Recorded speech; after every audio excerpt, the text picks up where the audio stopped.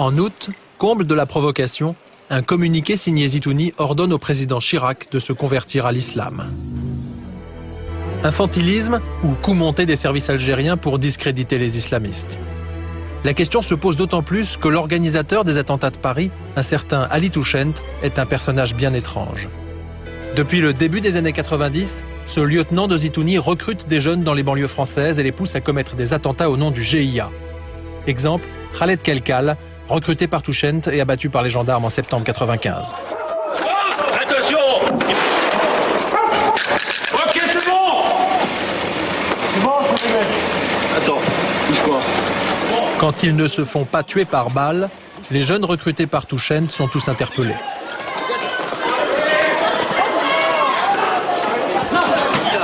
Les arrestations sont spectaculaires, mais quand les policiers interrogent les jeunes, ils sont souvent déçus.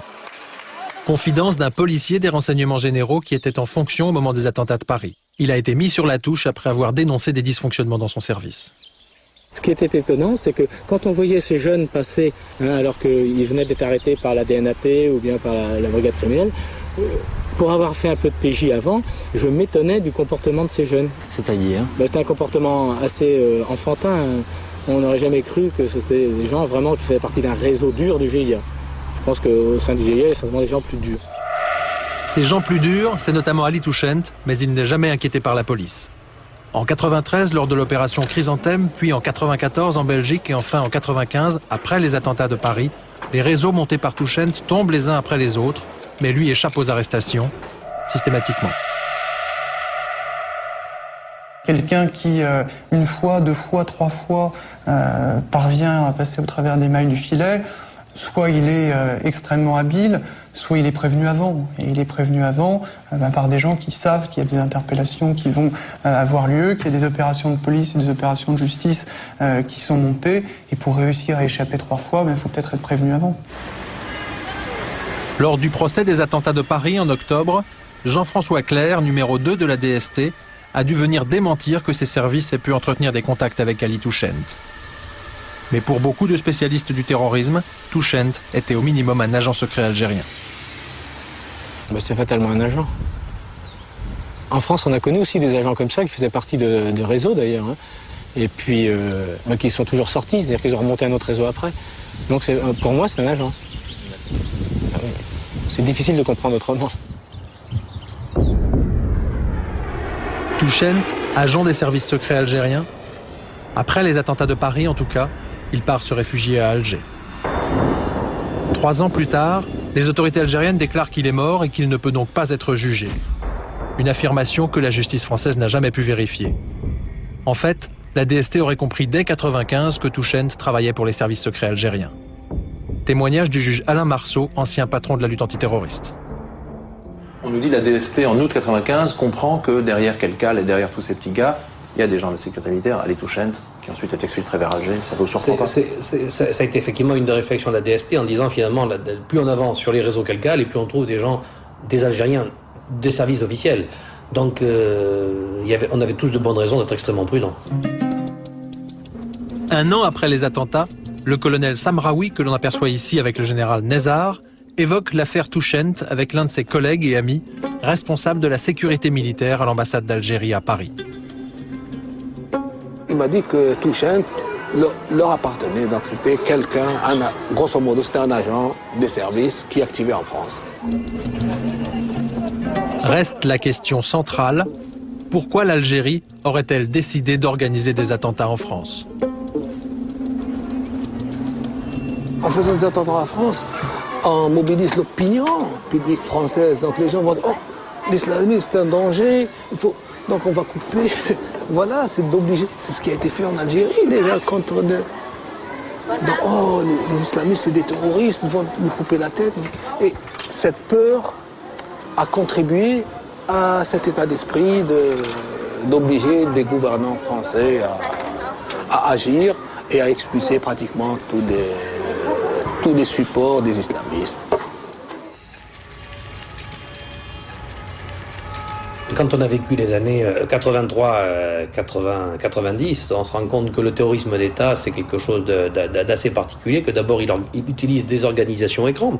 En l'espèce, on peut considérer qu'à un moment ou à un autre, le GIA a été une organisation écran, utilisée pour porter le feu en France. Pour prendre la France en otage. Pour prendre la France en otage.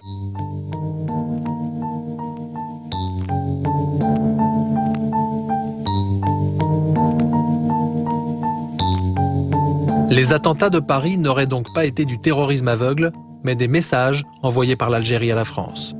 En 1995, le gouvernement Juppé comprend-il que notre pays est probablement victime d'un terrorisme d'État? Le bilan s'élève à 24 blessés. D'après notre enquête, la DST en avait averti Jean-Louis Debré, alors ministre de l'Intérieur, dès le mois d'août, soit un mois après la bombe de Saint-Michel.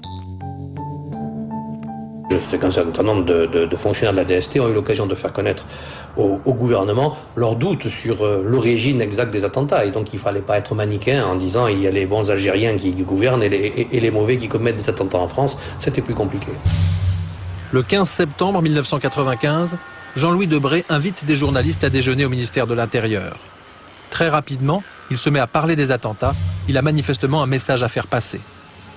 Il nous a donc dit une chose qui a surpris en tout cas un certain nombre d'entre nous, et notamment qu'il avait des doutes sur la responsabilité des auteurs des attentats et qui se demandait si éventuellement une manipulation des autorités algériennes, de la police algérienne, était possible. Ça m'a semblé être une information de première importance, en tout cas une information nouvelle. Le lendemain, à la une du Monde, les propos de Jean-Louis Debré, selon lesquels la sécurité militaire algérienne voulait que l'on parte sur de fausses pistes pour qu'on élimine des gens qui les gênent, vont provoquer la colère d'Alger. Le ministre de l'Intérieur va alors faire semblant de ne pas avoir dit ce qu'il a dit. Dans son entourage, on dément formellement l'existence de l'interview et on se réserve d'examiner toutes les suites judiciaires que mérite cette affaire. Mais quelque temps plus tard, Debré confirme ses propos à un journaliste préparant un livre sur Chirac. Dans une rencontre avec lui quelques semaines plus tard, il m'avoue qu'il l'a fait sciemment. Quel est son but? Son but, c'est d'envoyer un signal au régime algérien. On n'a pas la preuve qu'il y ait eu orchestration, manipulation des attentats de Paris.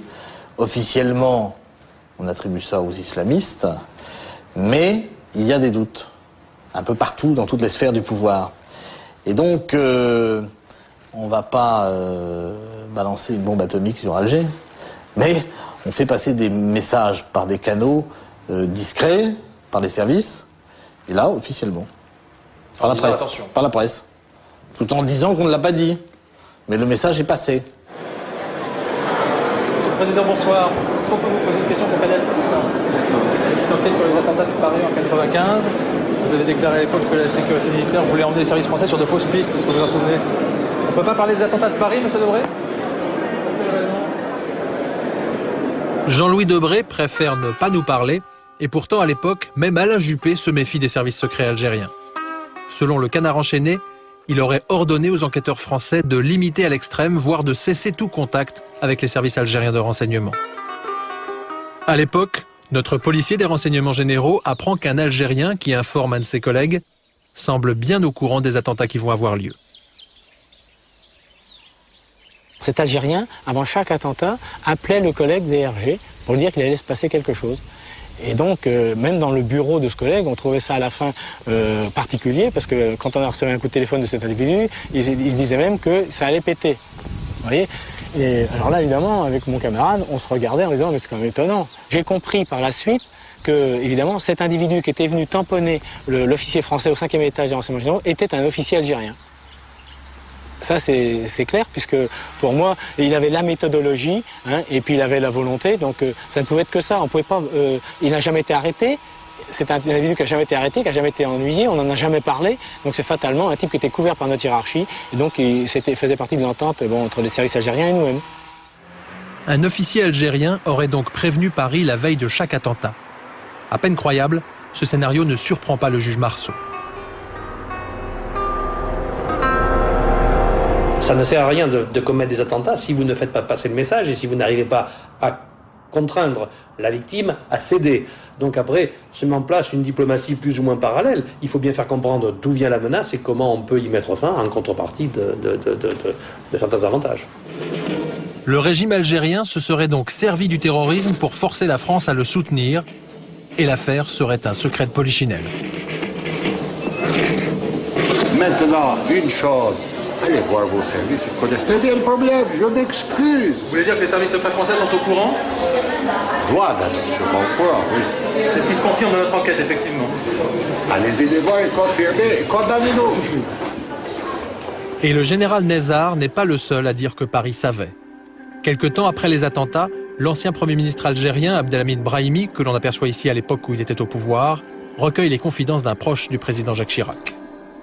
Il m'a dit en 1995, après que Zeroual était élu président algérien, en novembre 1995, le président Chirac lui a envoyé un message, en particulier sur 2 points. 1.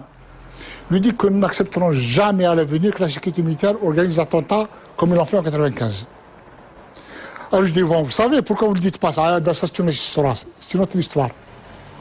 Donc, les autorités françaises savent que c'est la sécurité militaire qui a fait ces attentats. Là, on vous sent très vigoureux. Après 1995, en tout cas, plus aucun responsable politique français ne prendra le risque de critiquer le pouvoir algérien. Même Lionel Jospin, pourtant peu favorable au régime des généraux, se retrouve coincé une fois devenu Premier ministre.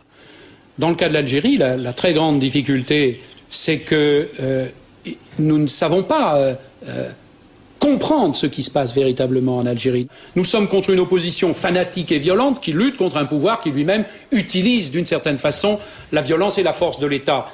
Alors, nous sommes obligés d'être effectivement assez prudents. Je dois aussi penser quand même aux Français. Nous avons déjà été frappés et je dois veiller à ces questions. Je suis pour que nous prenions nos responsabilités, mais en pensant que la population française doit aussi être préservée. C'est lourd de dire cela, mais vous comprendrez aussi pourquoi il est de ma responsabilité de le dire. Ça veut dire que les politiques français ne peuvent pas dire ce qu'ils ont à dire sur le pouvoir algérien parce qu'ils ont peur des bombes. C'est ce que j'ai compris et ce que tous les observateurs ont compris. Quand Zitouni est tué dans le maquis en juillet 1996, il a rempli sa mission. Forcer la France à soutenir le régime, assassiner une bonne partie des intellectuels islamistes et terroriser la population algérienne.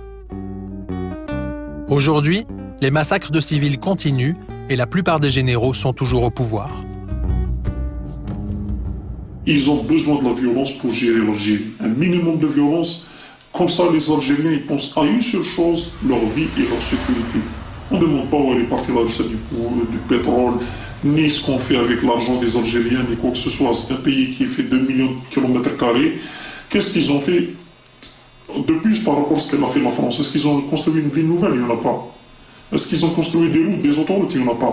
Mais on ne se révolte pas parce que c'est dangereux. C'est très dangereux. Qui soutient ces gens-là?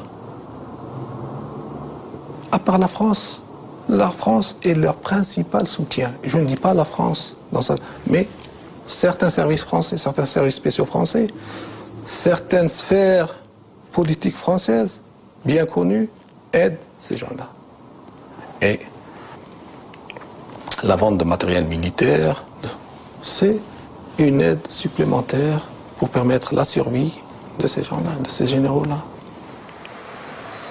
Ce régime, que la France soutient depuis 1992 pour des raisons commerciales, stratégiques ou par peur du terrorisme, a aujourd'hui du plomb dans l'aile.